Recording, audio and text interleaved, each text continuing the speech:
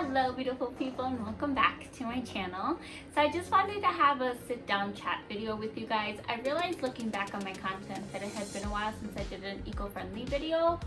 So I just wanted to jump on here and give you guys some tips on how to switch over to being more eco-friendly. And I feel like there's a stigma when it comes to being environmentally conscious that you have to do everything all at the same time and just like overnight become super eco-friendly and aware of your carbon footprint, and that's not necessarily true at all. You can make small switches here and there. You can wait till you run out of something and then switch over to a more eco-friendly option. You don't have to dive in and go all at once. So I just wanted to give you guys 5 ways you can slowly convert your life into being more environmentally conscious. So without further ado, let's just jump right in. So first up on the list would be to change where you grocery shop.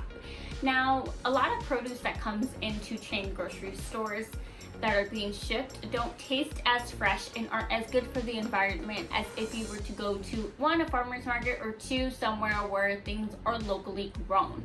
And 1, sometimes grocery stores tend to have a lot more plastic waste than if you were to go to a farmer's market, and 2, the food just tastes so much better when either 1, you grow it yourself or you get it locally grown, because when produce is shipped to chain grocery stores, they're actually harvested before they're ready, so that way they can survive the journey from the field to the grocery store. So once you taste how much different produce tastes when it's locally grown or from a farmer's market, trust me, it's so much better.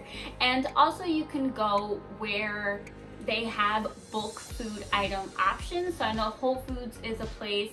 There's some eco-friendly stores that you could go to as well. And then also there's another place out here called Fresh Time Farmers Market. And being able to bring your own glasses or containers to fill them up. You're only getting what you need, and 2, you actually do end up saving a lot of money, especially if you're shopping on a smaller scale, because instead of buying like a whole bag of something, you can just buy what you need and fill it in your glass container instead.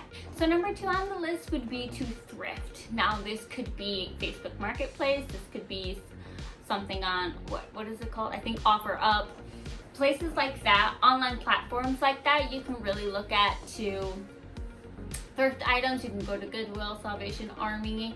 ThredUp is a really good online retailer. This video is not sponsored, but ThredUp has a lot of name brand clothing if that's something that you're into, and a lot of the clothing do still have tags on them. So being more mindful of buying stuff secondhand is a really good way to reduce your carbon footprint as well, because fast fashion is one of those things that's probably at the top of the list for things that take the most environmental toll.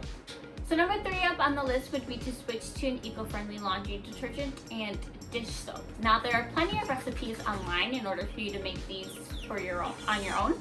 However, choosing an eco-friendly soap isn't just how it's made, it's the effects that it'll have on nature after it's gone. So for instance, when you're washing dishes or when you're washing clothes, the soap that goes into the water that travels to wherever it ends up, those are the things that you want to be conscious of and mindful as well. You want to make sure that you're picking one that isn't going to have any long-term effects, that's not going to affect the marine life that's in the water, stuff like that. That's another way that you can be environmentally conscious as well. So number 4 on the list, I do way more in the summertime than I do in the winter time, but I try to do it as often as possible, but it would be to hang dry instead of using a dryer. That would be another easy way to lower your carbon footprint as well, because you're not using as much electricity running your dryer. You can just get like a drying rack and put your clothes on there, or if you have a backyard, you can put it on a clothesline, things like that. That's another small switch that you can make as well. Number 5 on the list would be to compost. Now I don't know why I like composting so much, but I do. And you can look up in your area if there are any local composting programs. I know here in Chicago, I'm with one called the Urban Canopy, and it's nice because not only do they collect compost, but they also are in partnership with one of the local farms out here, and they have like a farmer's market subscription where you can get sent to your house every week or bi-weekly, however often you pick, of whatever local produce, bread, kombucha, that kind of stuff. whatever is available for the week. So that's nice.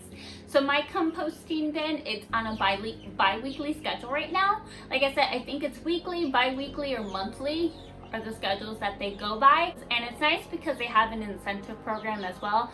So every 10 buckets that you give to them, you get something for free, whether it's a free box, a free bin of compost. I don't remember what the other incentives were, but there are a few other ones that you can choose from as well. Since I have a garden in the summer, I chose the free bucket of compost. So every 10 buckets of food that I give to them to compost, I get a free bucket of compost for my garden in return. I've been doing this for about 6 months now, and it's much better to compost your food than to just send it to a landfill, because in a landfill it just sits there with all the other garbage mixed in, whereas a compost system, it's specifically designed to be broken down and to be able to be used for other purposes as well. So if you can compost, definitely compost. I will include a link in the description box for if you're local to Chicago, I'll include the link for the company that I go through, and then I'll also include a link for some countertop composts and stuff like that you can check out for yourself. Hey guys, so I just realized that I didn't actually finish off that video and give it a proper conclusion. So thank you so much for watching. Please like, share, subscribe if you haven't already, and I will see you guys in the next one. Bye.